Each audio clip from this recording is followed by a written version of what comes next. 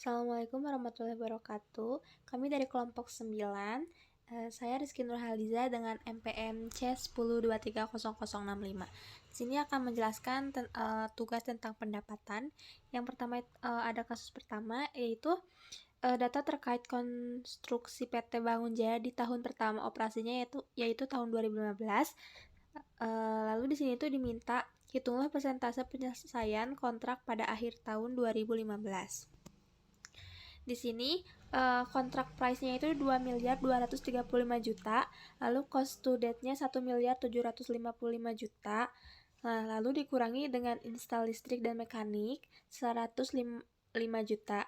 Hasilnya 1.650 juta.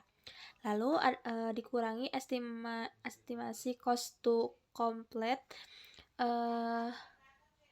senilai 1.245 juta. Lalu dikurangi juga dengan estimate total cost yaitu 3 miliar.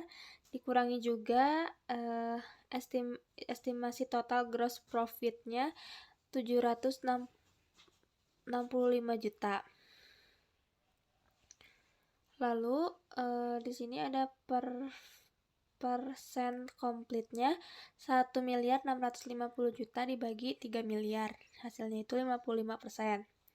Lalu yang kedua itu diminta hitunglah laba kotor yang akan dilaporkan untuk tahun 2015.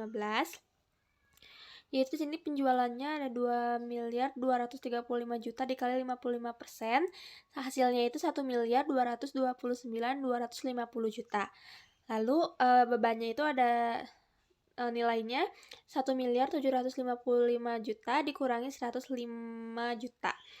Hasilnya itu 1.650 juta. Nah, dari itu penjualan dan beban itu dikurangi. Hasilnya itu minus 750 juta. Nah, ini tuh laba kotor dan mereka itu rugi karena minus.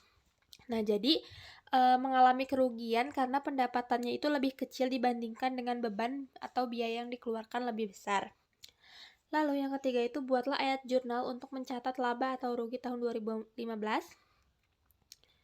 Yaitu jurnalnya construction expense-nya 1.650 juta. Lalu ada construction in process ruginya 420.750 juta. Lalu ada revenue from long term-nya 1.229.250 juta. Baik, selanjutnya di sini ada kasus 2 yaitu PT Sporty melakukan transaksi penjualan selama bulan Oktober 2014 sebagai berikut. Yang pertama itu menjual 100 unit secara tunai, lalu menjual 100 unit yang akan dibayar pada akhir tahun depan sebesar 1.100.000 dengan jangka waktu 1 tahun. Lalu mengirimkan barang 100 unit kepada pelanggan milik PT Sehat atau penjual lain. PT Sehat itu akan mengganti sejumlah 100 unit. Lalu yang terakhir, menukar 100 unit persediaan dengan komputer kantor yang memiliki nilai wajar sebesar 1.050.000. Diminta jika diasumsikan bahwa suku bunga diskonto yang berlaku adalah 10%, maka buatlah jurnal pencatatan yang diperlukan untuk setiap transaksi tersebut. Lalu di sini penyelesaiannya harga per unitnya itu kan 1.100.000 per 100 unitnya. Lalu kalau per harinya itu 11.000. Nah, lalu ada bunga diskontonya itu 1.100.000 dikurangi 10% dikali 100.000, hasilnya 990.000. Di sini yang pertama ada kas penjualan. Kasnya itu 1.100.000 dan di penjualannya juga 1.100.000. Lalu yang kedua piutang senilai 1.100.000, kreditnya penjualan 990.000 dari 100.000 dikurangi 110.000. 1.100.000 dikurangi 110.000.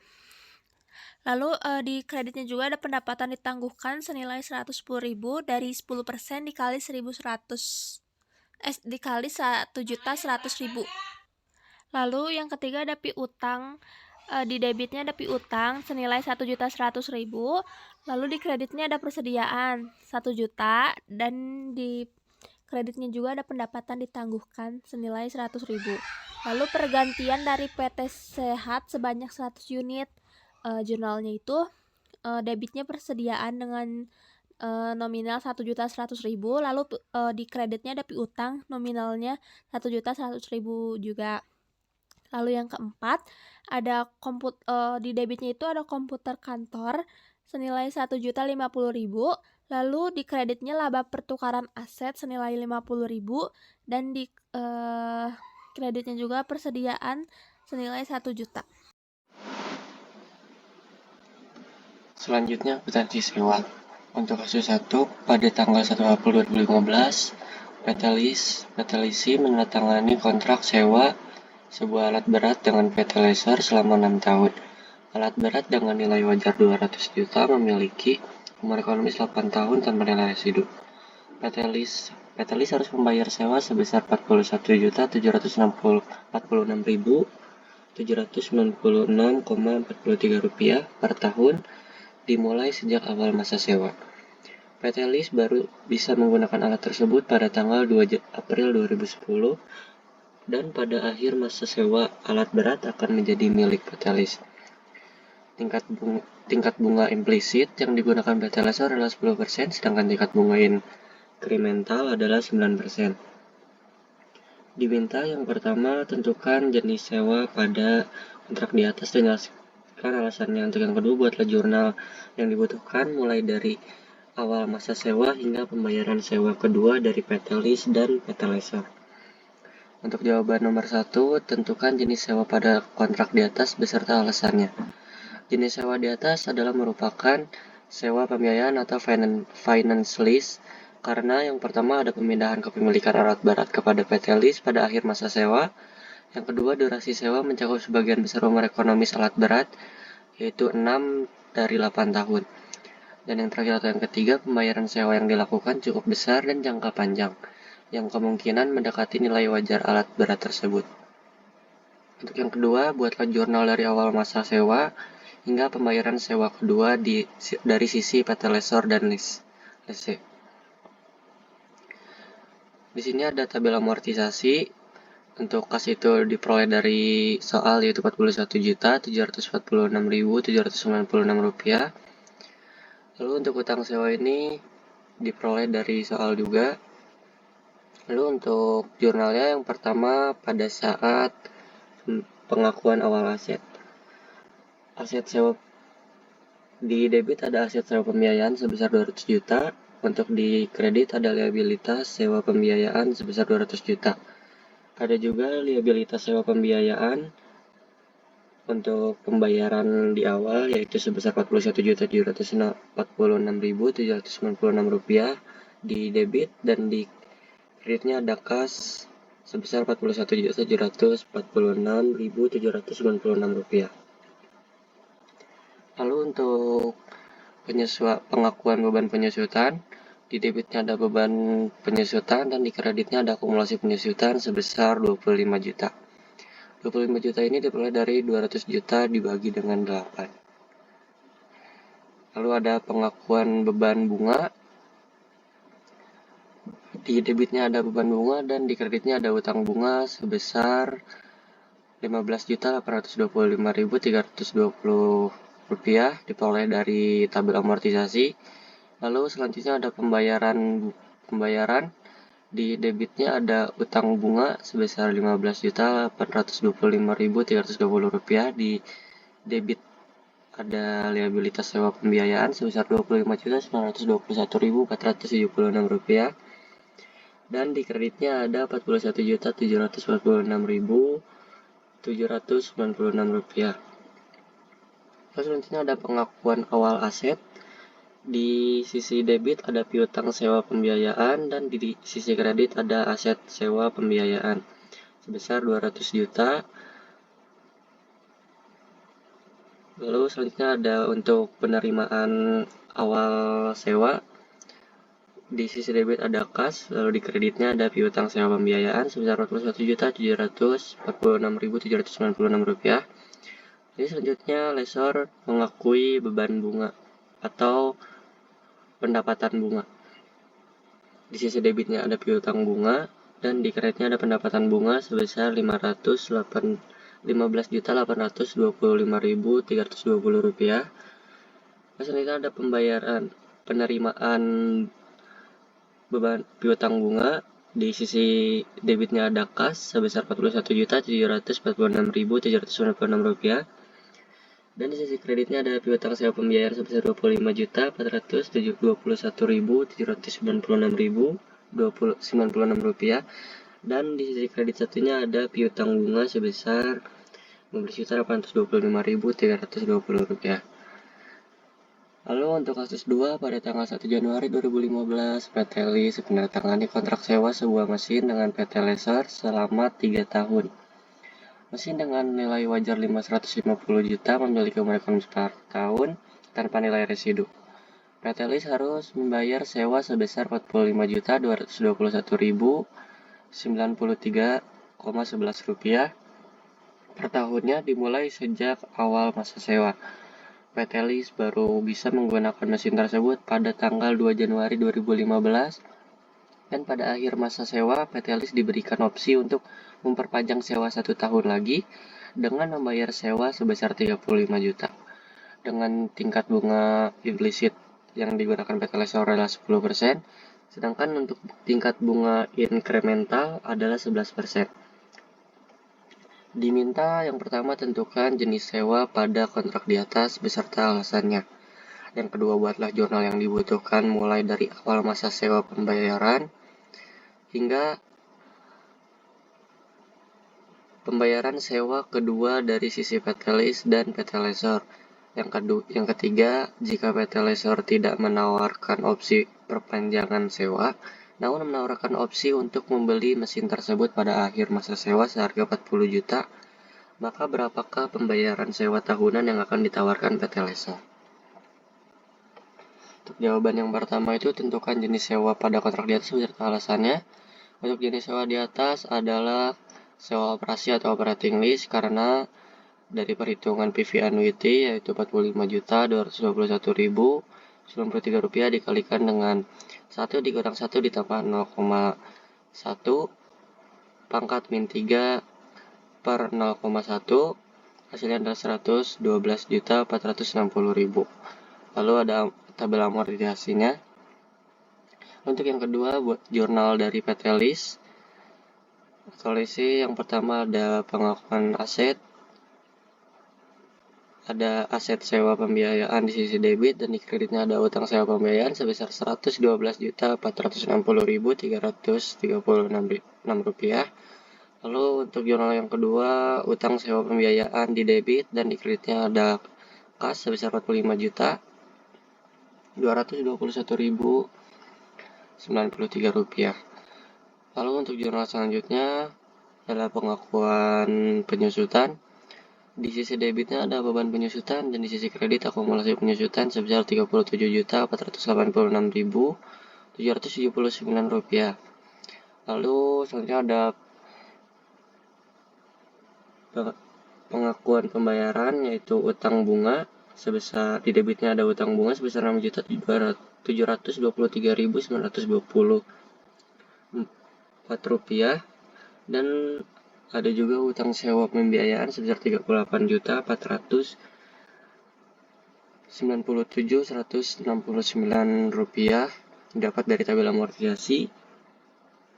Lalu di sisi kredit ada kas sebesar Rp45.221.093. Lalu selanjutnya ada jurnal aset sewa pembiayaan di sisi debit sebesar 35 juta dan di sisi kredit ada kas sebesar Rp21.395.189 dan di sisi kredit satunya ada diskon lebih bayar dengan nominal Rp13.404.811.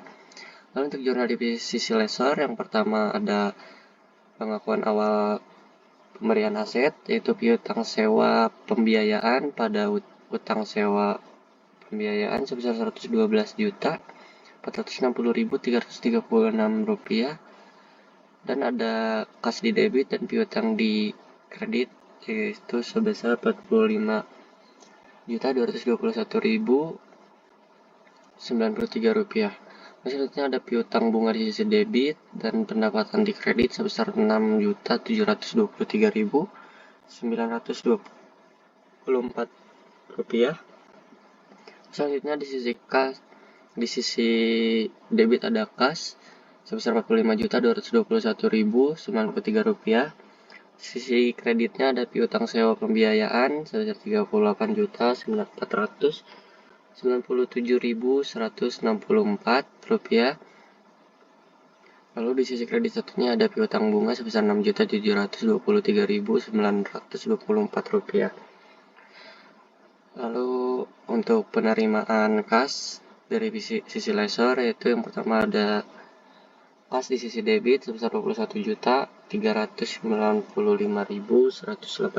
rupiah.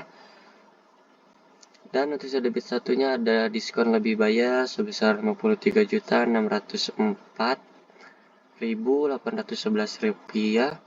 Lalu di sisi kredit ada aset sewa pembiayaan sebesar 35 juta. Dan yang ketiga ada PV. Untuk menghitung PV yaitu 45.221.093 dikalikan dengan 1 dikurangi 1 ditambah 0,1 pangkat min 3 per 0,1 hasilnya adalah 112.460.336 rupiah. Yang kedua 40 juta dikalikan dengan 1 per 1 ditambah 0,1 pangkat 3 hasilnya 30 juta. Di sini saya Sainatova Fazia akan menjelaskan tentang imbalan kerja. Soal 1. PT Sejahtera memiliki 10 karyawan yang diberikan cuti berimbalan sebesar 100.000 untuk 5 hari kerja selama tahun 2012. Karyawan yang cuti 5 hari ada 2 orang, sedangkan sisanya cuti 2 hari kerja. Buatlah air jurnal atas cuti tersebut dengan pengakuan yang diakumulasi dan tidak diakumulasi. Nomor satunya, jika diakumulasi yaitu beban cuti berimbalan tukas sebesar 2.600.000. Terus selanjutnya ada beban cuti berimbalan untuk utang gaji yaitu sisa dari hari atau cuti yang tidak terpakai yaitu sebesar 2.400.000. Jika tidak diakumulasikan ada beban cuti berimbalan tukas sebesar 2.600.000. Soal 2-nya, PT Sejahtera memiliki 10 karyawan. Semua karyawan terdaftar sebagai peserta BPJS Ketenagakerjaan dengan iuran per bulan sebesar 150.000. Diminta buatlah jurnal pembayaran iuran BPJS setiap bulan. B. Buatlah jurnal pengeluaran iuran BPJS jika PT Sejahtera baru membayar iuran sebesar 10% dari jumlah biaya yang harus dibayar. C. Buatlah jurnal pembayaran utang beban iuran BPJS pada poin B. Yang A. Beban iuran tukas yaitu 1.500.000 untuk jurnal poin B yaitu beban iurannya 1.500.000, kasnya dikredit 150 dari 1.500.000 dikali 10%. Untuk iurannya dikredit yaitu 1.350 dari 1.500.000 dikurangi 150. Untuk C-nya jurnal yang poin C-nya utang iuran tukas sebesar 1.350. Soal 3, diketahuinya ada yang sudah dicantumkan di soal. Diminta yang A. Hitunglah nilai kini kewajiban imbalan akhir dan nilai wajar aset akhir tahun 2021. B. Buatlah perhitungan tabel koridor dan jurnalnya. C. Buatlah perhitungan tabel laba komprehensif dan jurnalnya. Ini di sini ada tabelnya. Bisa dilihat untuk saldo dari jurnal umum untuk bebannya ada 76.000, untuk kasnya ada minus 48, untuk liabilitasnya ada minus 28. Terus untuk memonya nilai kini kewajibannya ada 668, untuk asetnya 432, untuk actuarial loss-nya ada 76.000. Jadi untuk A-nya nilai kini kewajiban imbalan akhir yaitu 668. Nilai wajar aset akhir tahun yaitu 432. Selanjutnya ada jurnalnya. Untuk jurnalnya beban pensiun 76.000 di debit, untuk di kreditnya ada kas 48.000, ada liabilitas jangka pendek 28.000. Liabilitasnya nilai kini kewajiban minus 686.000, aset programnya 432, sisanya yaitu 254.000. Terus untuk kerugian aktuarial yang belum diamortisasinya ada 76.000. Net liabilitas manfaat pensiunnya ada 178. Untuk C-nya ada tabel juga untuk jumlah tahun berjalannya. Di jurnal umum di bagian bebannya ada 76.000, untuk kasnya 48.000, untuk penghasilan komprehensifnya 76.000, untuk liabilitasnya 104.000. Untuk di memonya kewajiban programnya ada 686.000, aset programnya ada 432.000. Untuk saldo akhirnya ada di penghasilan komprehensif 76.000.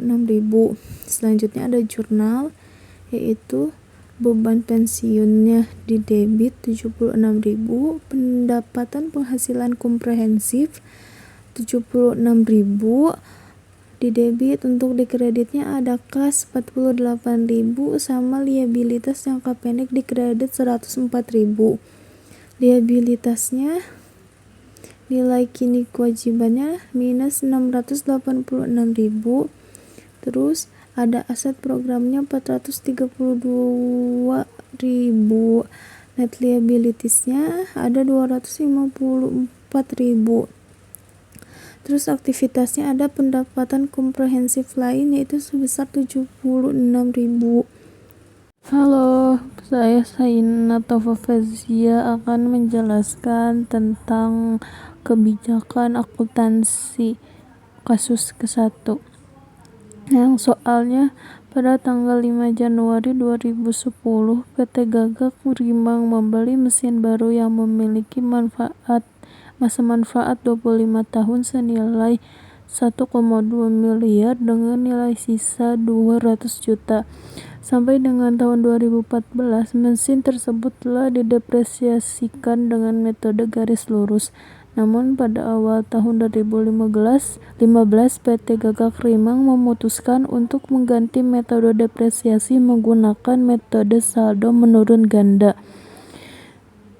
Hitunglah nilai beban depresiasi pada akhir tahun 2015 atas mesin tersebut. Jawabannya, mesin dibeli 5 Januari 2010 sampai penyusutan garis lurus. Depresiasi per tahunnya 1,2 miliar dikurangi 200 juta dibagi 25 sama dengan 40 juta. Dari tahun 2010 sampai 2014 depresiasinya adalah 40 juta. Total depresiasi yaitu 200 juta dalam kurun selama 5 tahun. Jadi nilai buku mesin di akhir tahun 2014 adalah 1 miliar. Didapat dari 1,2 miliar dikurangi 200 juta. Informasi tahun 2015 sisa 20 tahun, nilai bukunya 1 miliar, tarif penurunan ganda yaitu 100 dibagi 20% dikali 2 sama dengan 10%. Depresiasi depresiasi tahun 2015 yaitu 1 miliar dikali 10% sama dengan 100 juta. Baik, saya Rizky Nurhaliza dengan NPMC 10230065 ingin menjelaskan kasus 2. Nah, di sini pada tahun 2015 PT Elang itu mengubah metode perhitungan persediaan dari average cost method menjadi FIFO. Nah, berikut itu ada data-data persediaannya. Nah, di sini yang diminta itu adalah hitunglah laba bersih PT Elang apabila menggunakan metode FIFO. Yang pertama ada pada tahun 2012 ini ada 900 juta. Ditambah 75%, 75% itu dari 100% dikurangi 25%. Nah, terus dikali 20 juta. 20 juta itu dari persediaan akhir FIFO dikurangi persediaan akhir average cost, yaitu 320 juta dikurangi 300 juta. Dan totalnya itu 915 juta. Lalu yang kedua ada tahun 2013. Di sini ada 1.250 juta ditambah 75% dikali 30 juta, yaitu dari 400 juta dikurangi 370 juta. Dan totalnya itu ada 1.272.500 juta. Lalu ada tahun 2014. Di sini 1.400 juta ditambah 75% dikali 40 juta dari 440 juta dikurangi 400 juta. Nah, hasilnya 1.430 juta. Lalu yang terakhir ada tahun 2015, yaitu 1.650 juta ditambah 75% dikali 50 juta dari 500 juta dikurangi 450 juta. Totalnya 1.687.500 juta. Selanjutnya di sini nomor yang kedua itu jika perusahaan tahun 2015 mengubah metode persediaan dari rata-rata ke metode FIFO. Bagaimana dampak perubahan tersebut dalam laporan keuangan komparatif? Yang pertama itu ada metode FIFO 2015 dilaporkan posisi keuangan dan aset lancar, yaitu persediaannya jadi 500 juta. Lalu yang kedua ada dilaporkan laba rugi, yaitu laba bersih senilai 687.500 juta. Lalu selanjutnya metode rata-rata 2015 dilaporkan posisi keuangan aset lancar, yaitu persediaan senilai 450 juta. Lalu dilaporkan laba rugi laba bersih senilai 1.650 juta. Lalu di sini selanjutnya nomor 3 yaitu bagaimana perubahan tersebut disajikan dan diungkapkan dalam laporan keuangan, yaitu penyajian perubahan dalam laporan keuangan itu dilaporkan secara retrospektif. Artinya itu perusahaan menyusun kembali laporan keuangan dengan metode baru, yaitu dengan mengubah data persediaan dalam laporan posisi keuangan dan laba bersih di laporan laba rugi dengan data persediaan berdasarkan metode perhitungan FIFO.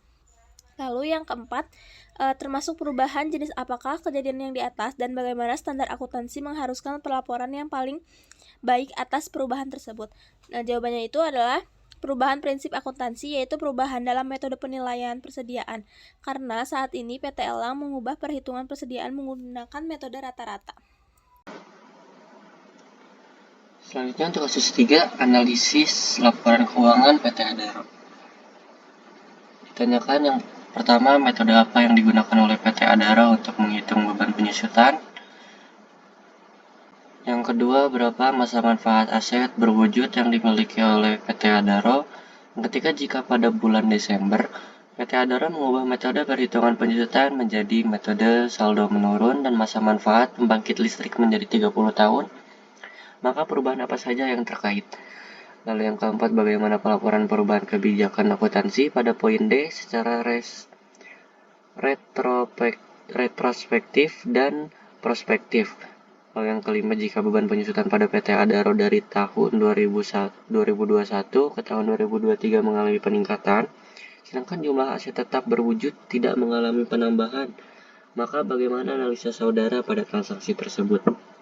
Dan yang terakhir, mengapa kebijakan akuntansi perlu diterapkan secara konsisten?